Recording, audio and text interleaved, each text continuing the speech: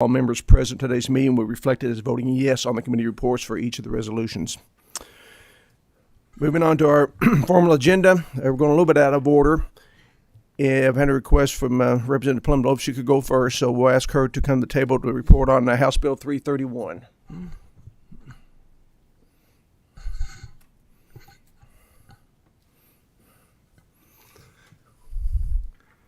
And I'm asking all of our presenters today, as you can see, we have a very, very full agenda. If you can, please be as concise in your presentations as possible, and we'll try to move this as quickly as we can. Again, welcome, and introduce yourself for the record, and feel free to proceed. Thank you, Mr. Chairman, members of the committee. I'm Representative Ruth Ann Palumbo from Lexington. And I am Representative Kim Mosier from the 64th District. And I'm Julian Tackett with the Kentucky High School Athletic Association. And thank you so much, Mr. Chair, for hearing this committee, this House Bill 331. And there is a committee substitute, sir. Yes, there is. Now has been distributed. Is there a motion to approve? I'll make a motion. Motion by Senator Frankie Fromeyer, seconded by Senator Douglas. All those in favor vote aye. Aye. Any opposition? All right. Please proceed. Thank you, Mr. Chair, members of the committee. House Bill 331 is a result of legislative collaboration to help students in Kentucky and save their lives. We have worked in a bipartisan manner, as you can see. I'm wearing blue.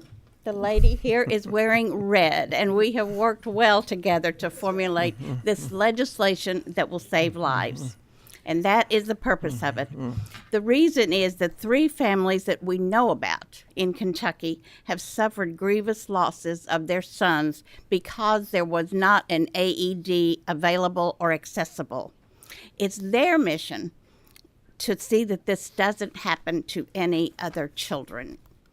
According to the American Heart Association, a sudden cardiac arrest victim requires defibrillation to stop ventricular fibrillation, an often fatal heart condition. The only thing that will save their lives is a quick shock from a defibrillator. It's estimated that more than 95% of cardiac arrest victims die before reaching the hospital. An 8-year-old boy playing his first season of Pee Wee football goes into cardiac arrest suddenly after practice. A 10-year-old girl's heart stops beating just as she takes her long-awaited turn down a water park slide. A 14-year-old student sitting in math class falls to the floor, unresponsive. A 16-year-old high school basketball player collapses on the court after making the game-winning shot. This is a very, very important piece of legislation, and I appreciate your consideration. And Representative Moser has been wonderful. We've been such a bipartisan team. Thank you, Representative Palumbo. And it has been a fun journey. This is something that I've worked on for many years. Even prior to my being in the legislature, I worked with the Batson family on Cameron's cause to get AEDs in schools. What House Bill 331 does is requires an AED to be available in every school building as funds become available. And that's what the committee sub changed.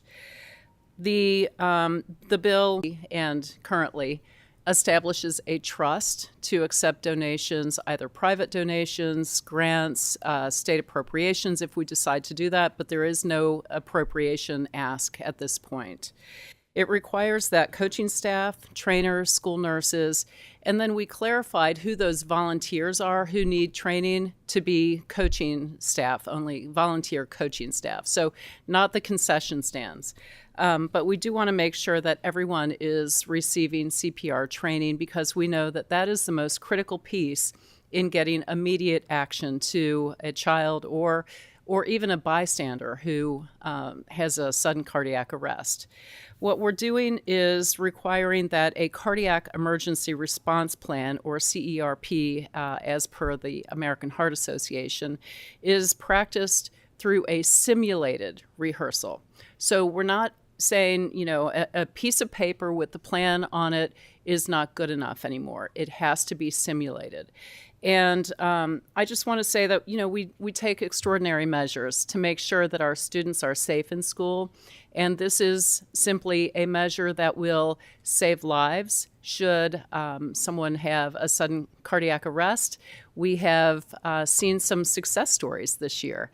We saw that an emergency action plan was implemented quickly in the case of the Buffalo Bills football player. Motion on the bill, Mr. Chairman. Thank you. There's a motion. Is there a second? Second. Senator Amos, we do have a question, I believe, comment from Senator Berg. Microphone, please. I know Thank we're you. tight this morning, but I want to thank both of you. And I'm going to take just a minute to share an experience. My older daughter was a counselor at a summer camp. One flash of lightning the entire day. The skies were clear. 3 children hit. 2 of them in cardiac arrest on the field. Luckily, they had thought, bring an AED. They defibrillated those children on the field. All 3 survived. This is so important. So thank you, and thank you. I thank you as well, particularly working in a bipartisan fashion, and it is good to see folks come together and move an initiative like this forward. It has been several years since we have first talked about this, and long overdue. I appreciate the compromise you folks are willing to make, and this isn't the end of it. I'm sure it's just the beginning, but looking forward to it. But with that, Becky, if you would please call the roll. Senator Rocky Adams. Senator Chambers Armstrong. Senator Berg. Aye. Senator Carroll. Aye. Senator Douglas. Aye. Senator Funky Fromeyer. Senator Nemes. Aye. Senator Tishner. Senator Wise. Chairman Meredith. Aye. Obviously, the vote is unanimous, and we'll pass forward with favorable expression. Is there a motion for consent? Motion second for consent. All those in favor say aye. Aye. Any opposition?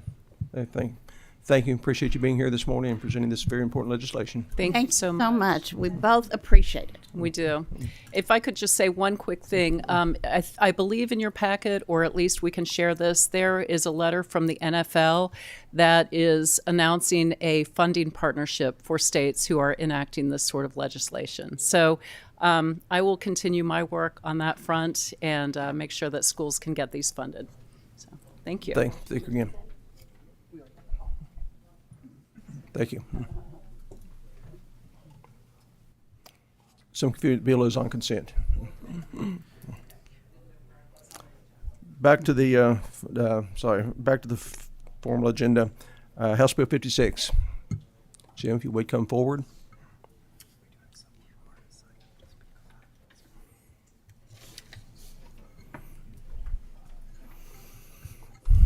Good to see you both again. If you would identify yourself for the record, feel free to proceed. I'm Steve Shannon, the executive director of CARP's Association of 12 of the 14 community mental health centers.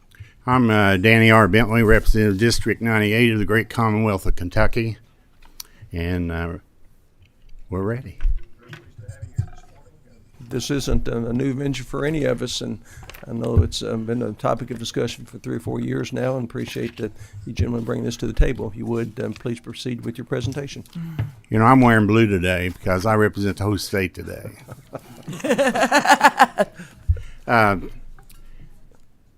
This regional concept was started by President Kennedy, as most of you already know. It was his last bill he signed, and Kentucky was the first state to put it into effect.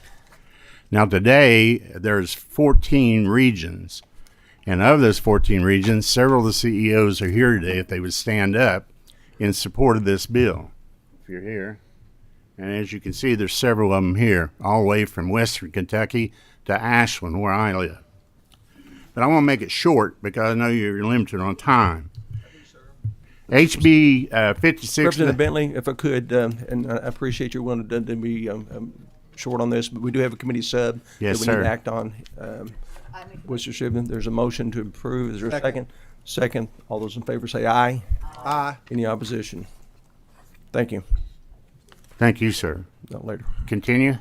Yes, please. Thank you. House Bill 56 does three things relating to the community mental health centers as established in KRS 210, 370 through 485. One, it clearly delineates the 15 regions by listing which counties are included in each region. Two, it creates a pathway which permits a CMHC to provide services outside its designated area. The Cabinet for Health and Family Services will recognize and treat the Community Mental Health Center as a behavioral health service organization for the provision of services out of its region. The Cabinet on Health and Family Services backs this bill. 3, pending notification to the Secretary that the local community mental health center is unable to provide a public safety net behavioral health service, the Secretary shall ask contiguous community mental health centers to provide the service, recognizing it as a community mental health center. Thank you. We do have someone to speak in opposition to this bill, but before these gentlemen excuse yourself from the table, are there any questions, comments from committee members? Before you gentlemen excuse yourself, Representative Mosier, you might want to come forward and speak about the committee sub.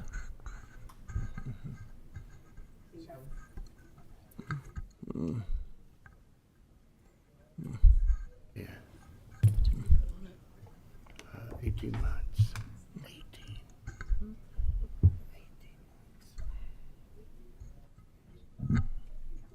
Would you like? Representative Mosier, apparently I caught you off guard, didn't mean to. Senator Funky Fromeyer can speak to this if you would like her. Oh, thank you. to. Okay. Thank you. Okay. So I know. if you would. I'm sorry. We've got a lot of these subs please. floating Go to around. the table. Yeah. Thank you. Well, we need a program to keep up with the players, but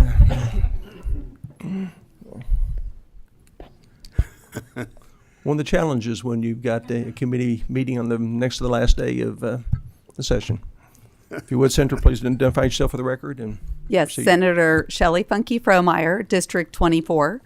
And I'm speaking on the committee sub, the version that is so focused on mental health and great work on the regional layout. So the addition is focused on the mental health, in particular of our firemen, and it will recognize and recommend that there is treatment beyond just post-traumatic stress disorder for acute trauma to our firemen, and it relates to the Fire Commission and the use of those funds for the care of the acute trauma received. A fireman does not have to leave their duty, leave their post, or leave their responsibilities. They can receive this treatment while they're still actively working as a fireman. And that speaks to the addition. Thank you. Any questions? If not, I'll allow you to excuse yourself from the table there, and we'll call up Bart Baldwin, his sign up to speak in opposition to this bill.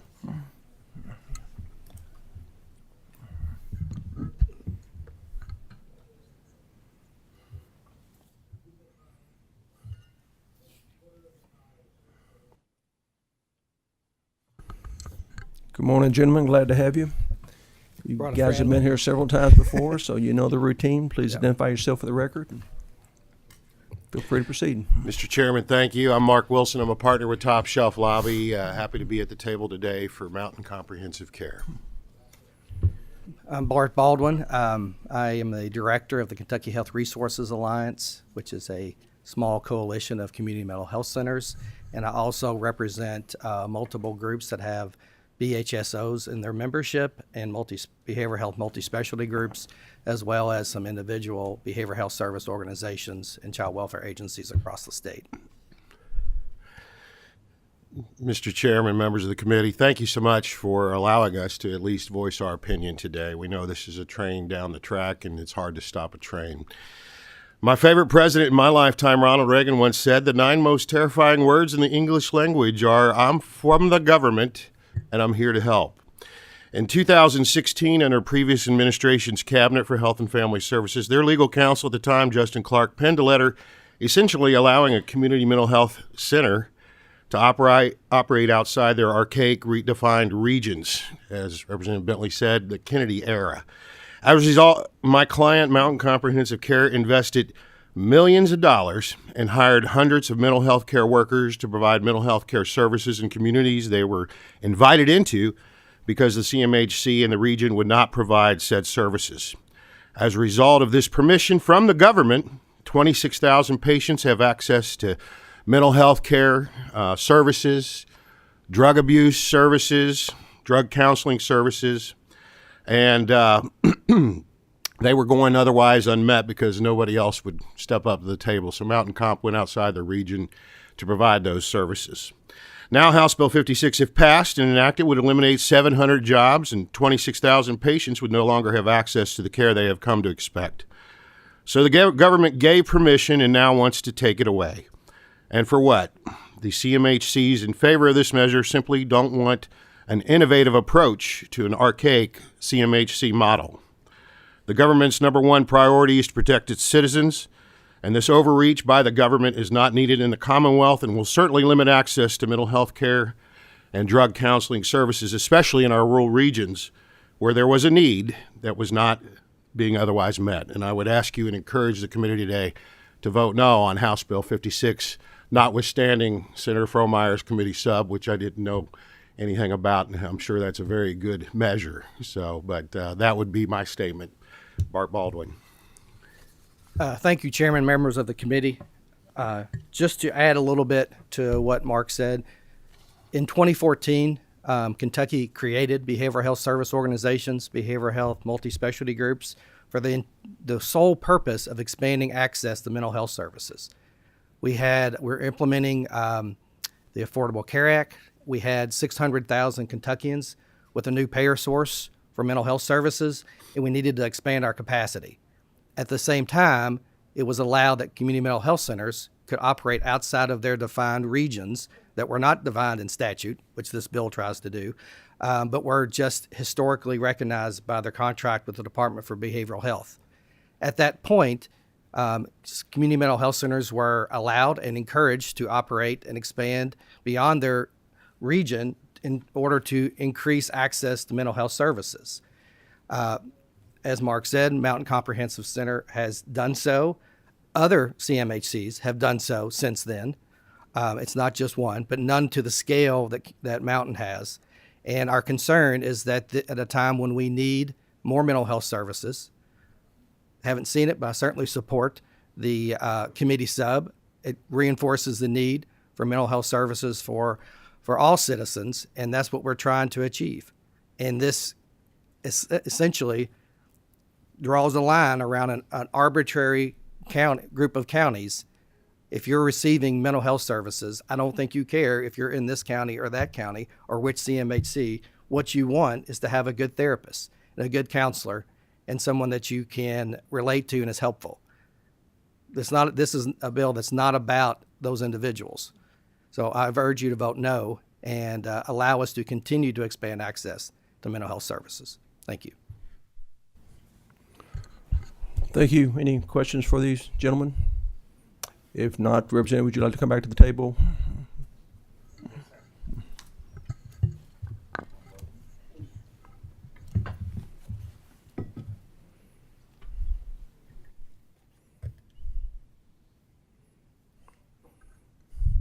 I'll give you a brief moment to provide the counter argument, if you will.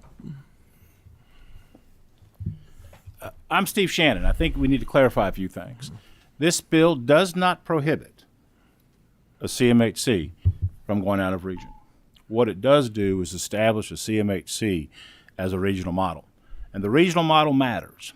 It matters when communities are in crisis. They know who is accountable for that service. It matters in natural disasters. I got a text message, I think it was December 13th of 2021. Tornado hit, Senator Carroll. And I was asked, are the CMHCs in that region ready to respond? I said yes, because I knew the answer was yes. Truthfully, I didn't get a response from one CEO to Wednesday, Thursday of the following week, because he was too busy to answer my foolish question, essentially. He knew. That's what this bill's about. making sure when bad things happen in communities, we know who is responsible for that. It permits a CMHC to go out of region as a behavioral health service organization. It has no impact on workforce. It has no impact on people served. If an out-of-region CMHC elects their board of directors not to be a BHSO, that is their corporate decision. It is not dictated by this piece of legislation. This piece of legislation ensures access to services in all 120 counties, 24/7, 365. That's what this is trying to do, protect that system. You can go out of region. Do you have to go to all your counties? And Chairman Meredith, I can attest, rural counties will not have 24/7 access. We need to protect the behavioral health public safety net, albeit archaic, may very well be. It is effective. It has met people's needs for over half a century. We're pushing 60 years of people served. 180,000 individuals are served and supported. We care about our communities. This is about our communities. So that's mine. Thank you. Any questions from committee members? There's a motion on the bill. Is there a second? Second. Second by Senator Douglas. All those in favor vote aye. All opposed no. Clerk, please call the roll. Senator Rocky Adams. Senator Chambers Armstrong. Senator Berg. Explain my I vote. Yes, please. This is a difficult vote for me because I can see both sides of the issue. You want providers. You want providers that are available after hours and for emergencies. And believe me, I understand what cherry picking is in medicine because, we work on an RVU basis. And so this study, which can take you 5 minutes to do, you can get this many RVUs. This study takes you 20 minutes to do. You get the same amount of RVUs. Which one are you going to pick to do? So I understand the issue. I am voting yes. I really don't want to contract mental health care services in this state under any circumstances, which is why this is a tough vote. Yeah. But I think I understand the issue, and for now, I am a yes. Thank you. Thank you. Senator Carroll. Aye. Senator Douglas. Aye. Senator Funky Fromeyer. Aye. Senator Nemes. Aye. Senator Tishner. Explain my vote. Yes, please. I'm going to pass just because I was absent for the first part of this testimony. I don't feel like I have a good amount of information to make that decision. Thank you. Okay. Senator Wise. Aye. Chairman Meredith. Aye, and I'll explain my vote. I appreciate Mr. Wilson's quote from President Ronald Reagan. He's my favorite too, but I have to admit my favorite quote is from Senator Steve Meredith. It's a rule until it's a rule. And I'm sorry that they had to rely on a ruling from the cabinet several years ago that obviously had unintended consequences for everyone. And I think one of the actions we have taken with the committee sub is to have a period of transition of 18 months, which I think is very reasonable, and I appreciate everybody willing to do that. But I hope we get this thing rebalanced and everybody's needs can be met, which I believe they will be. But again, my vote is aye. The vote is 9 ayes, no nays, and 1 pass. Does pass a favorable expression. We'll move forward it to the Senate. So, thank you, sir. Appreciate the presentation. Next bill we'll hear this morning is House Bill 311. Representative Raymer, patiently waiting in the back of the room.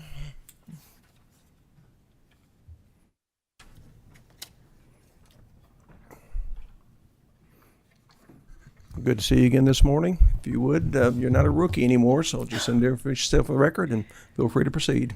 I'm Representative Rebecca Raymer, District 15.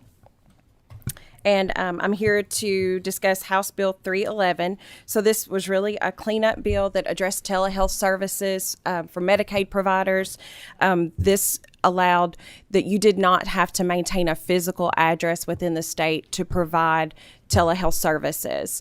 You still have to be licensed in Kentucky. You still have to have the Medicaid ID. It also addressed that if there is a court-ordered evaluation ordered for someone, that can be conducted via telehealth. And that's, thank you. Motion on the bills or a second? Second by Senator Tishner. Please call the roll. Senator Rocky Adams. Senator Chambers Armstrong. Senator Berg. May I explain my vote for a second? I'm sorry. My one concern, and I saw it was in here, and now I see that it's gone. Mental telehealth care providers are responsible for notifying local emergency response teams if they have a patient who is actively threatening suicide. And I know it was in here that they weren't. Now it's in here. Now it's not even addressed. This is something, as we go forward with telemedicine, that has to be addressed for the safety of our patients. So thank you. Senator Carroll. Aye. Senator Douglas. I would explain my vote, Mr. Chairman. Yes, please. I think this is a good bill. I agree with Senator Berg. I think there are some other things that need to be added, and I think we can come back later on to take another or a closer look at this bill and make those modifications, but I don't see that as a reason not to move on at this time. Thank you. Thank you, Mr. Chair. Senator Funke Fromeyer. Aye. Senator Nemes. Aye. Senator Tishner. Senator Wise. Aye. Chairman Meredith. Aye. Again, the vote is unanimous, and the bill will pass a favorable expression. And there's a motion for consent. Is there a second? And there's a second. All those in favor of consent say aye. Aye. Any opposition? There being none, congratulations. Thank you, Mr. Chairman. Appreciate you bringing this to the table. Next bill is House Bill 345. Representative Mosier.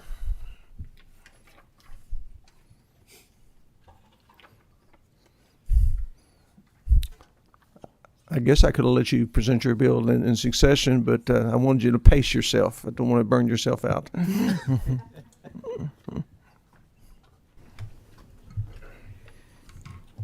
we're starting with House Bill 345. Right. Thank you so much. Okay. Excuse me. I think we erred on something. We had a title amendment that we didn't act on. If you would please indulge me here. We had a title amendment on House Bill 56 and entertain a motion to approve that. Motion, is there a second? Second. Second. All in favor say aye. Aye. Opposition. All right. Thank you. Again, my apologies. Please proceed. No worries. Thank you so much. And thank you for allowing me some more time. And it's not the last of me that you will see this morning, but and my apologies for not being prepared on the committee sub. Things are flying around so fast here, and thank you. We're a team here, so yes, it thank works. you, Senator Fromeyer, for stepping in.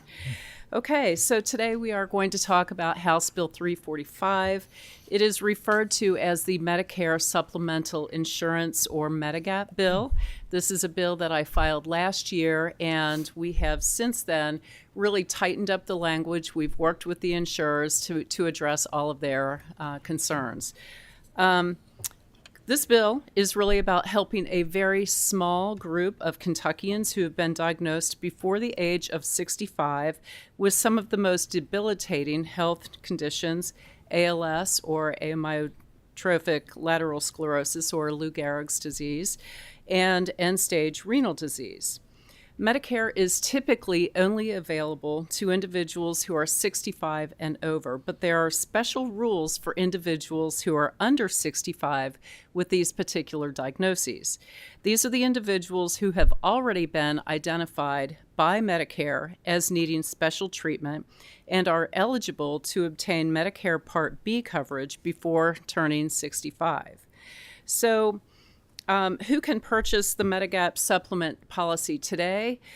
The individuals over age 65 who are enrolled in Medicare Part B are allowed the opportunity to purchase Medigap supplement plans without a physical exam and receive guaranteed coverage if they apply for the Medigap plan within 6 months of becoming available or eligible to enroll in Medicare Part B. Once an insurer and a plan type are selected, the individual cannot change insurers for any reason without losing their guaranteed coverage protections. And sorry, this is a little bit of background because I think it's necessary to really understand the changes that we're making. So, secondly, individuals who are under age 65 with end-stage renal disease and ALS are currently eligible for Medicare Part B coverage due to their qualified health condition. However, they are not afforded the same guaranteed Medigap supplement coverage that over-age 65 individuals receive. This lack of equal treatment based on age has resulted in unaffordable Medigap premiums for qualified underage 65 vulnerable individuals. This follows the lead of 15 states who have implemented this provision, allowing Medigap access and affordability laws.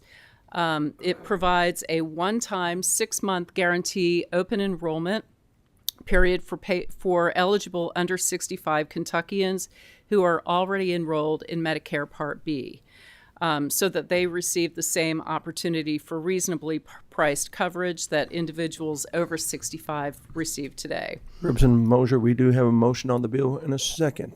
Okay, So all if right. there's no, Would you mind if I gave one of my guests, I wish or you would. maybe all of our guests, but especially Katie, who has traveled from Western Kentucky this morning, to tell us why this is so important to her family? most certainly would love to hear Thank from you. her. Thank you. All right. My name is Katie Adams, and I've lived in Henderson, Kentucky my entire life. I'm a 39-year-old single mother of 2 daughters and was recently diagnosed with amyotrophic lateral sclerosis, more commonly known as Lou Gehrig's.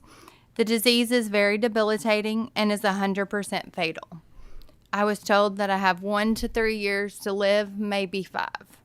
Sorry. The majority of that time will be spent unable to walk, unable to move, unable to speak, swallow, and eventually breathe. As you can imagine, my life has been completely turned upside down since receiving this news. I worked as an occupational therapist and a rehab manager in a long-term care, hospital, and acute settings my entire adult life up until the day I was diagnosed. Because I worked hard and made decent money, my income through disability is more than what it would take to qualify for Medicaid. ALS is one of the diagnoses that Social Security and Medicare immediately give access to benefits to. They understand how quickly devastating the disease becomes. Once I received my Medicare benefits, I then had the task of finding a supplement to cover the 20% that Medicare does not cover. I do not have a problem not qualifying for Medicaid and having to pay premiums for supplemental insurance, but through a long and enduring process, many hours of phone calls and meetings with insurance brokers, I found that as a disabled person under the age of 65 in Kentucky, I did not have an option to buy affordable Medigap coverage. I say the process was long and enduring because when speaking to Medicare themselves and SHIP, State Health Insurance Assistance Program, neither could tell me the regulations that limited me from such, but instead gave me pages and pages of numbers that offer coverage. The 5.5-page list of numbers they gave me was a complete waste of time. These companies say they can provide insurance to you, but then when you go through medical underwriting, they deny you coverage. So after painfully figuring out that I had no options, I had to go with a Medicare Advantage plan through United Healthcare. Being in healthcare, I had already seen the disadvantage of these Medicare Advantage plans. I had fought on many of my patients' behalfs, trying to get their appeals turned over after breaking a hip or having a stroke, needing therapy, and then being denied. I would never have thought at 39 that I would be dealing with my own insurance denials. But here I am. My new full-time job is dealing with insurance issues. Not even 2 months into having my one and only choice for insurance, and they have denied the most important and medically necessary pieces of durable medical equipment that an ALS patient needs, my power wheelchair. This power wheelchair my physician ordered was specifically fit for me and has been ready since January and is just sitting in a warehouse, not doing anyone any good, just sitting there. This wheelchair will be where I spend the rest of my life. That's if I get it. This wheelchair would have allowed me the independence to get into this room today on my own. It would have allowed me the ability to reposition in my chair when my body was sore from just sitting. It would allow me to raise up so that I could have reached the microphone on my own. It would allow me the ability to raise up to get to the sink this morning and be more independent with brushing my hair and my teeth.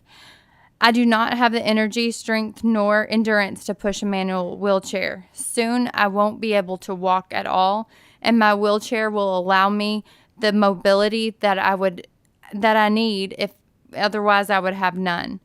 Later, it will provide vital repositioning when I'm unable to move at all. It will help with necessary adjustments for respiratory and swallowing functions, all functions a standard wheelchair cannot perform. This power wheelchair isn't something I even want to be fighting for. This is not the ride that I've been dreaming of. However, this particular type of chair, is now a necessity for me and will greatly improve what time I have left. This will be my only chance for any kind of independence, mobility, and quality of life. When speaking with ALS foundations such as Team Gleason's Napticure and the ALS Association, you will hear of other equipment that insurances have denied. I heard one story where a Medicare Advantage plan denied a ventilator for an ALS patient. I'm not sure about you, but I don't know how that's legal, and it's definitely not humane. Medicare Advantage plans are supposed to follow the same regulations that are set by Medicare.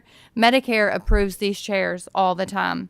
Medicare Advantage plans replace traditional Medicare, so Medicare has not seen any of my claims or pre-authorizations. Not only did they deny my power wheelchair in its entirety, but they also denied the ability to have a peer-to-peer review done with their physician and my physician. They also denied me the ability to have a case manager assigned to my account so that I could speak with anyone regarding this issue. They say some plans just don't qualify for those things. I have filed a complaint with Kentucky's Department of Insurance and received a letter stating that Medicare Advantage plans are out of their jurisdiction. They direct me to contact State Health Insurance Assistance Program and Medicare for help, the same people that led me down the path that got me nowhere. I have also filed a complaint with Medicare and have yet to receive any news from them. So who is there to help me?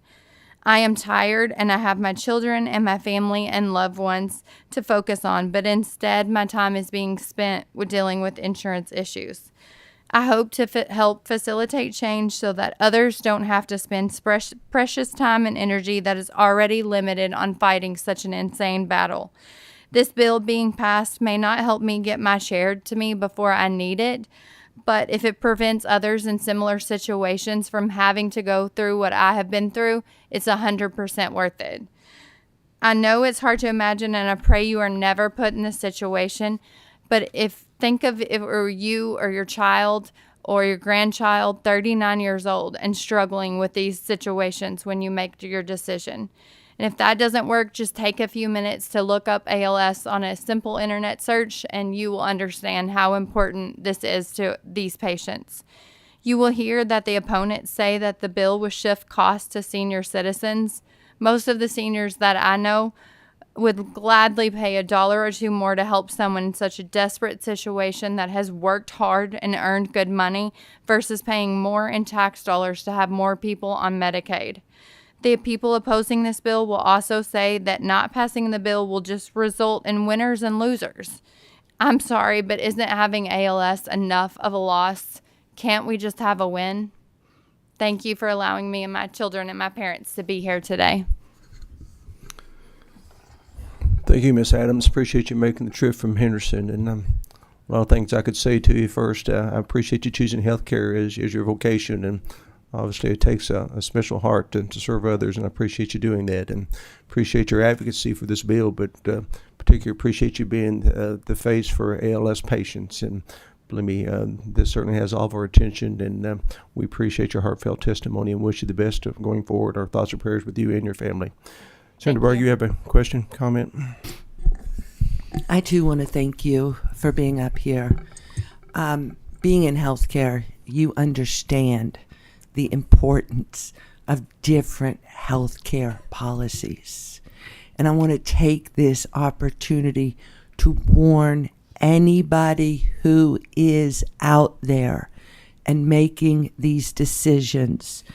When you choose a Medicare Advantage plan, they come up and they tell you, you get free access to health clubs and rides to your doctors, and they'll deliver drugs to your doors and make it look like you are getting something.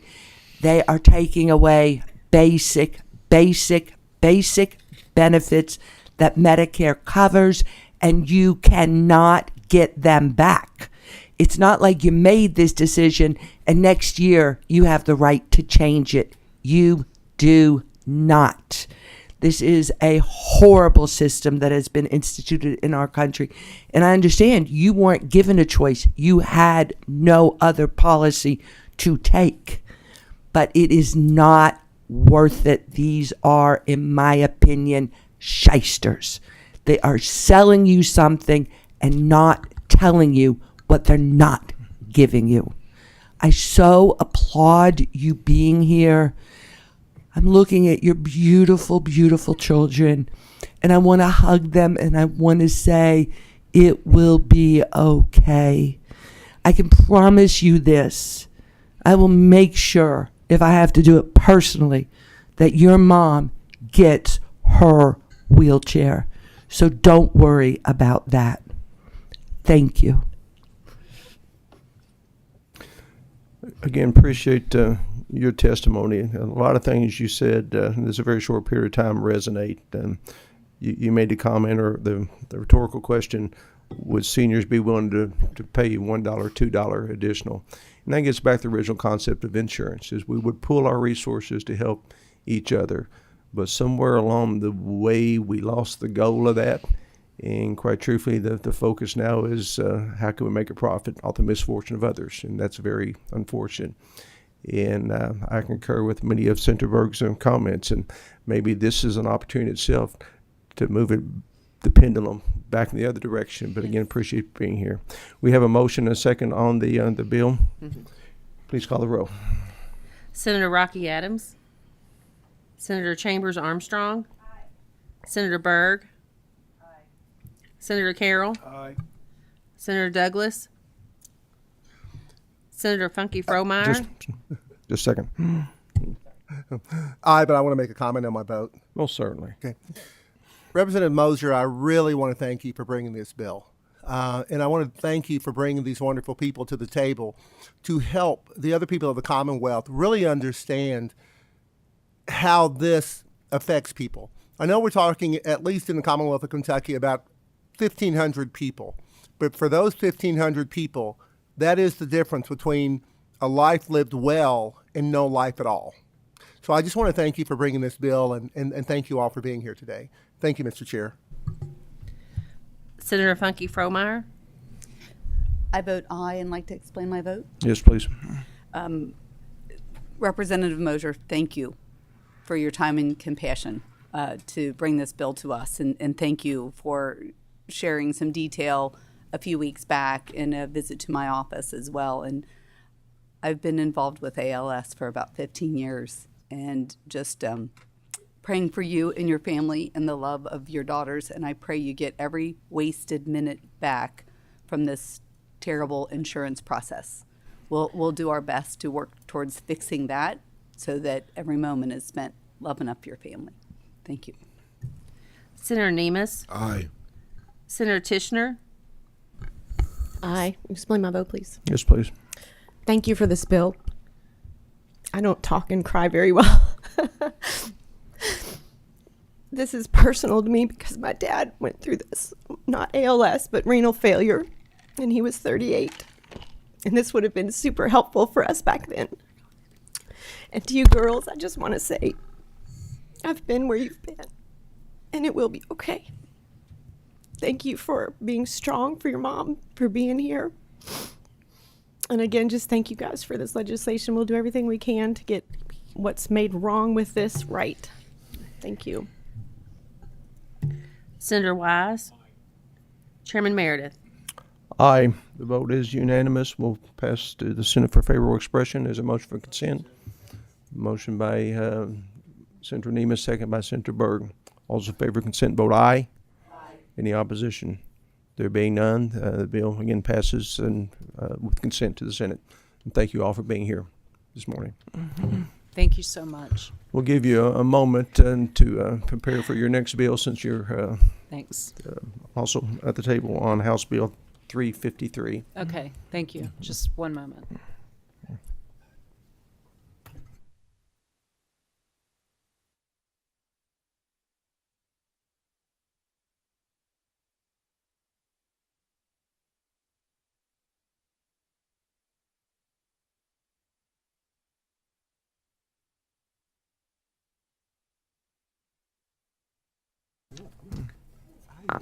Sorry, should have done that one last.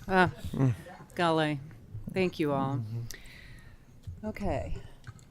Yes, we're moving on to House Bill 353, and again, identify yourself for the record.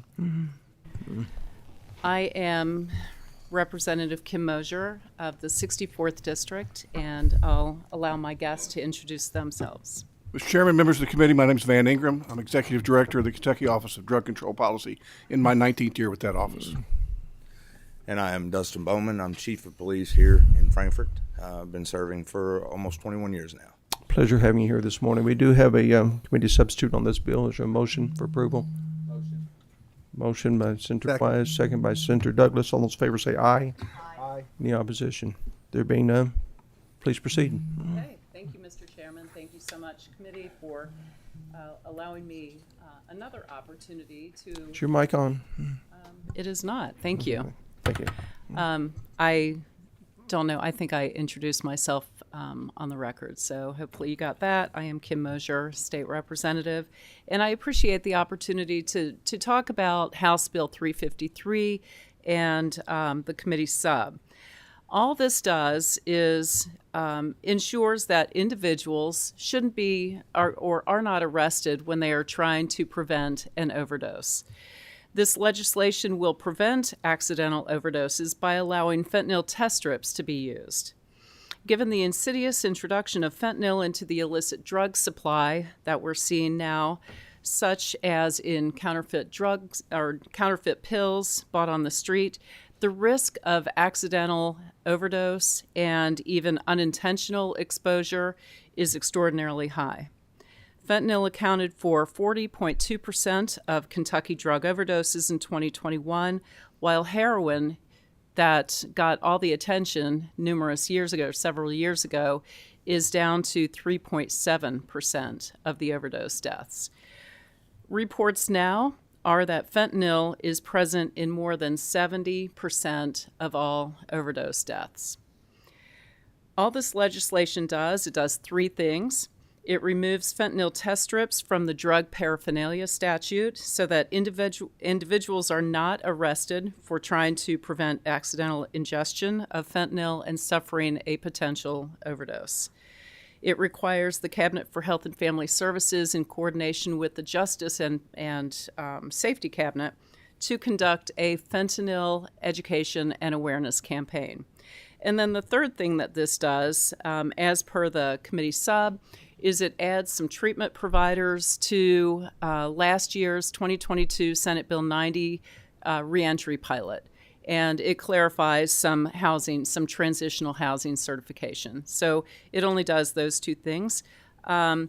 I will give my guests a moment to speak, but we do have the support of the Kentucky Attorney General's Office, Commonwealth Attorneys, the Chiefs of Police, the Department of Public Advocacy, the ACLU, Kentucky League of Cities, Dream.org, and the Bluegrass Institute, and harm reduction coalitions all around the state, just to name a few.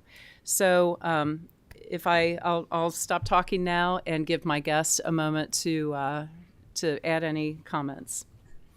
Thank you, Representative Moser, and thank you for bringing this bill. We've had to learn a new term recently. It's not drug overdoses, it's drug poisoning. A college student who thinks they're buying an Adderall off the street to study all night ends up dying of an overdose of fentanyl because that's what the active ingredient is in the substance. A young person who buys what they think is a Xanax off the street to help them sleep turns out to be fentanyl, and they're poisoned and they overdose.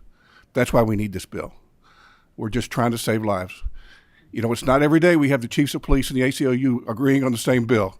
So that's pretty exciting, and I think that speaks a lot of why we need to pass this. First off, thank you all for having me here. It's an honor to be sitting here. I'd prepared about a 2-hour speech. I was told I was given some time, but apparently we're in a rush, so I'll trim it down. I sit here in front of you as chief of police here in Frankfort, but also as a family member who has seen the devastation of drug overdoses. And I'll limit it to just one. My cousin, just before Thanksgiving last year, who was fighting back and forth in and out of recovery, met up a friend. He had been sober for a few months, very proud of it. You know, I always knew when he was doing good because he would let me know when he was doing good, and I loved hearing those stories. His friend this night told him there was something different, had a good high for him, and he relapsed. That was the last time he'd get the relapse. Inside that was supposed to be just heroin was fentanyl. And the crazy thing is nowadays we're seeing that everything is being laced with fentanyl. Marijuana, you're having it introduced in crack cocaine. Right now the cartel is getting so witty, they are developing pressed Skittles pills to look like candy because they are targeting middle school and high school age. So what would these strips do in these situations? It would allow us another tool in the tool belt to provide safety. It's not promoting drug use. I can assure you, I wouldn't be sitting here in front of you if it did. There's a reason why in Frankfort we're taking new steps. Next month kicks off our overdose response team. Having a bill and having another tool like this, we could provide those strips for somebody, because here's what I've learned from another family member who was an addict. They're not going to give up using until they're ready to give up using, or until it kills them. So what can we do? We can offer an option for them to use safely today, so that an opportunity tomorrow for recovery is available for them and for the family that they're there with. Thank you all. Appreciate your testimony. There is a motion on the bill. Is there a second? Second by Senator Funky Fromeyer. Before we take the vote, I'd just like to ask you, since you've been doing this for some time, over the last 10 years, how have you seen this multiply? Well, I can say for the most part here for Franklin County and the city of Frankfort, 4 years ago, fentanyl wouldn't have been found in most things that we see. It has taken off like wildfire. And that's because these drug dealers, and cartels, drug dealers, they don't have quality control in their places of business. They don't have it in their factories. They're now producing these in factories, so they don't need the opium. They don't need the plant. They just produce it. Well, by doing that, they don't care about dosing. 6 out of 10 items that come from the cartel have fatal doses. One of those Skittles pills I was talking about, 2 milligrams of fentanyl. Now, anesthesia, maximum usually, depending on body, is about 700 micrograms. So you almost triple that in every pill. And this is what these individuals are breaking down, mixing with other stuff. It really is becoming out of control. So our biggest goal is to provide an option so that we can still get people in recovery. Well, certainly a needed bill, and I support this. Only concern, maybe that's not the right word, is we kind of treat the symptoms, but we don't cure the disease. And certainly this is a result of what's happening on our southern border in large measure.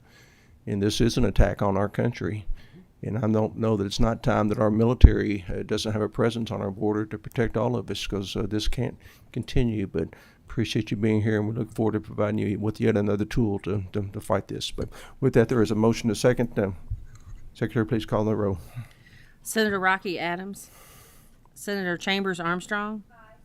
Senator Berg. I want to explain my vote and say thank you, but I'm going to try not to. Thank you. Senator Carroll. Aye. Senator Douglas. Aye. Senator Funky Fromeyer. Aye. Senator Nemes. Aye. Senator Tishner. Senator Wise. Aye. Chairman Meredith. Aye. Again, the vote is unanimous. Bill passes favorable expression. I'm looking for a motion consent. I received one from Senator Funky Fromeyer, second by Senator Douglas. All those in favor of consent vote aye. Aye. Any opposition by like sign? There being none, bill will proceed. Thank you all. Thank you so much. We do have a title amendment. Could I have a motion to approve the title amendment? Motion. Motion, second. Second by Senator Titchener. All those in favor say aye. Aye. Any opposition? All right, thank you. Next, we'll hear House Joint Resolution 38.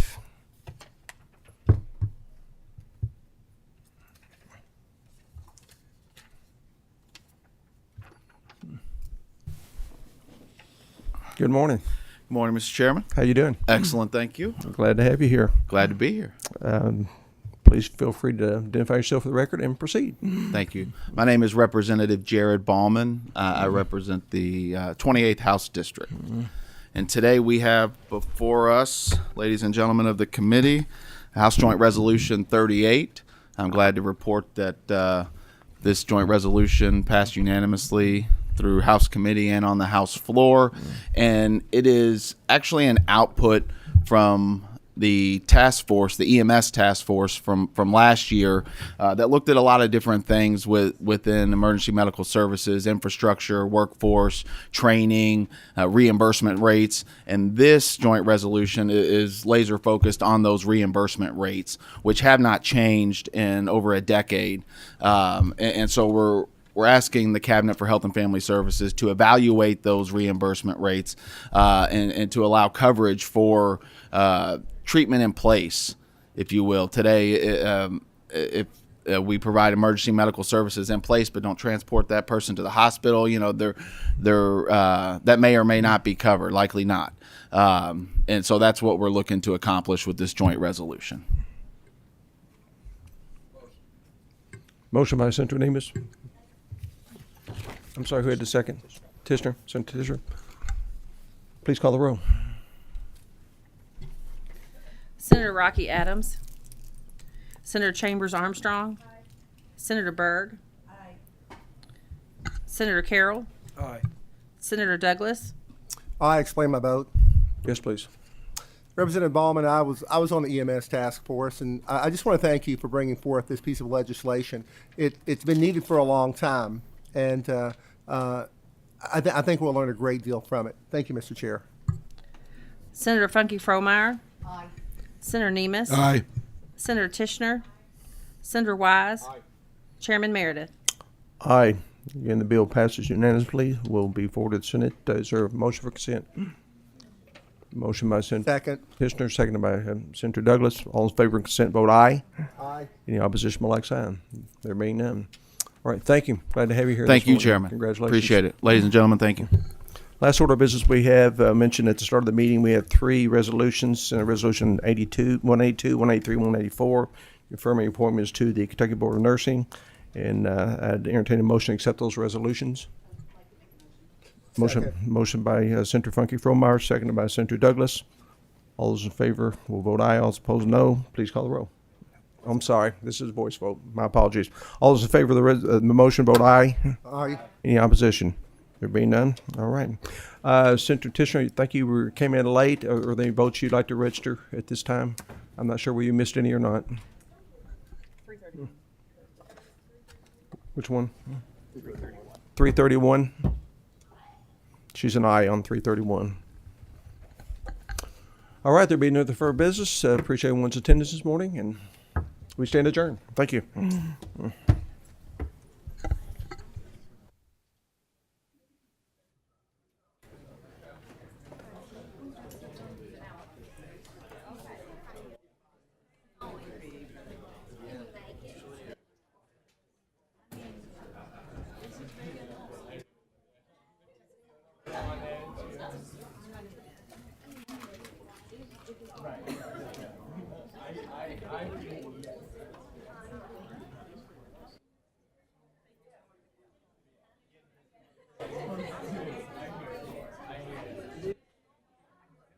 You come up to my office? I would love to. Good. Yes, absolutely. I'm sorry that I wasn't, I tried to reach Senator Meredith when I talked into his office.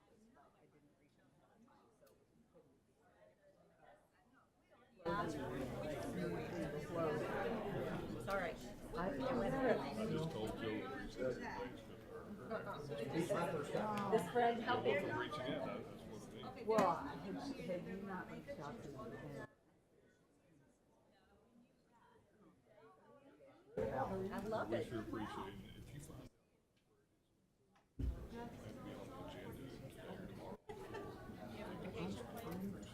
It will be on the floor today, however, because Lindsay came in a minute late and she wasn't able to cast a vote. I've never been. So without written consent, they can't.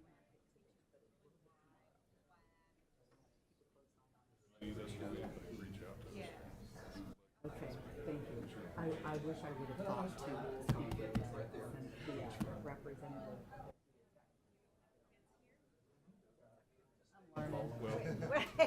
We'll work He's a with good House. man. He knows he'll- He's a good friend of ours. Okay, House when it good. goes back through. Okay, that'd be great. That'd be great. I don't know if I'll run out of time, but I will do. Well, we'll be here till midnight tomorrow night. Yeah, yeah. I will probably be here till midnight tonight. Me, I'm going home. Get a picture. All right. So is there anything you think you need from me? Anything not here throughout the Oh, you leaving, young man.